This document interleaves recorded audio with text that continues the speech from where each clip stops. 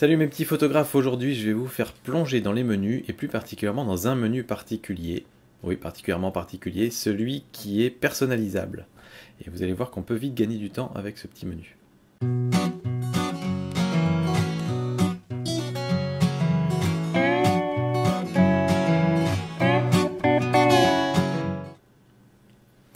Alors, chez Canon ça s'appelle Mon Menu, mais il y en a chez toutes les marques si je dis pas de bêtises.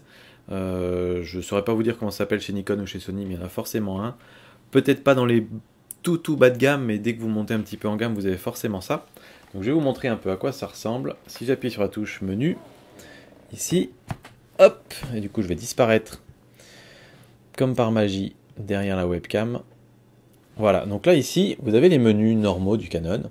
Et donc si on se balade dedans, on voit qu'il y a plein de menus avec plein d'options. Et les trois quarts de ces options, on va les régler une fois au début, une fois pour toutes, et après on va plus y toucher. Et en fait, il reste en général 5-6 options auxquelles on touche de temps en temps. Et c'est celle-ci qu'on peut mettre dans ce menu personnalisé, ce qui fait que vous n'aurez plus jamais à aller dans toutes les autres options du menu, vous n'aurez plus qu'à aller que dans celui-là, et c'est vachement pratique.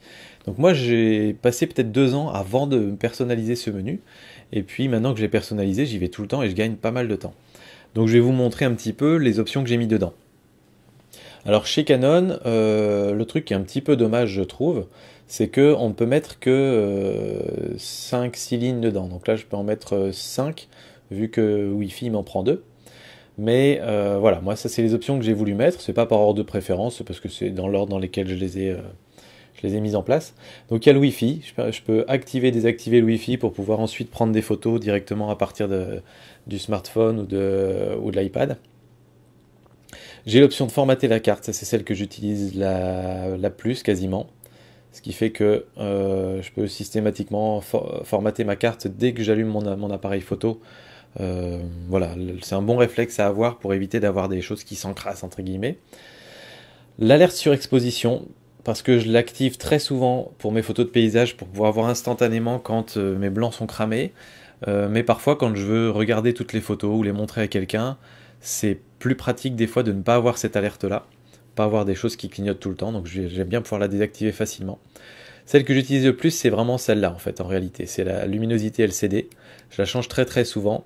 Si on est en extérieur, je vais fortement l'augmenter, si on est en intérieur, je vais la baisser quasiment à son niveau minimal.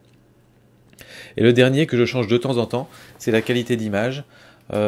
Parfois, pour peut-être avoir une rafale qui dure un petit peu plus longtemps, je vais me mettre que en RAW ou que en RAW plus JPEG, ou que en JPEG, pardon. Les 3 quarts du temps, je suis en RAW plus JPEG. Donc voilà, vous voyez, c'est vraiment très simple, et la façon dont ça se passe, en tout cas chez Canon, mais chez les autres, encore une fois, je vous dis c'est pareil, je vous invite à aller voir votre manuel dans ce cas-là, c'est vous allez dans enregistrer dans mon menu, et puis ici, vous pouvez défiler dans toutes les options qui arrivent, toutes les options qui sont présentes sur votre appareil. Donc par exemple déclenchement tactile, si je fais OK, alors là il va pas vouloir parce que mon menu est déjà plein, mais sinon ça l'aurait rajouté dans mon menu. Et puis, hop, je peux aussi les trier, donc là il faudrait que je le fasse par exemple, pour peut-être mettre les options que je préfère en haut, ou effacer les paramètres, ou leur mettre comme c'était au départ.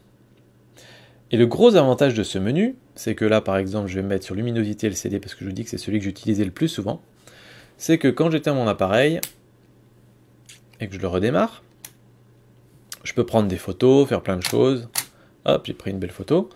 Si je me remets dans mon menu, j'arrive directement sur ce menu-là. J'ai pas besoin de repasser sur la molette et de retourner dans ce menu. Il s'en souvient et il va me remettre directement dans le menu des favoris, ce qui fait que ça fait vraiment une éternité que je ne suis pas allé fouiller dans les autres menus de l'appareil photo. Et donc je vous dis, on gagne pas mal de temps. Et le petit Sony Alpha 6000 là, qui m'avait tant emmerdé avec ses menus, si vous m'excusez l'expression, je suppose que s'il a un menu comme ça, on peut vite mettre les quelques options qui nous plaisent dedans et ça nous simplifie la vie. Voilà, c'était la petite astuce du jour. Hop, je vais juste revenir quand même pour la conclusion. C'était la petite astuce du jour, j'espère que ça vous aura plu. Désolé, c'était une vidéo très courte, mais bon, ça change un peu. J'avais prévu un quart d'heure photo, ça s'est pas bien passé, le son a été très mal enregistré, et donc j'ai dû trouver une autre solution à l'arrache, entre guillemets, donc je vous poste ça là ce mardi. J'espère que vous ne me tiendrez pas rigueur de ne pas avoir pu vous poster la vidéo vendredi. En tout cas, moi je vous dis à très bientôt pour d'autres vidéos. Ciao!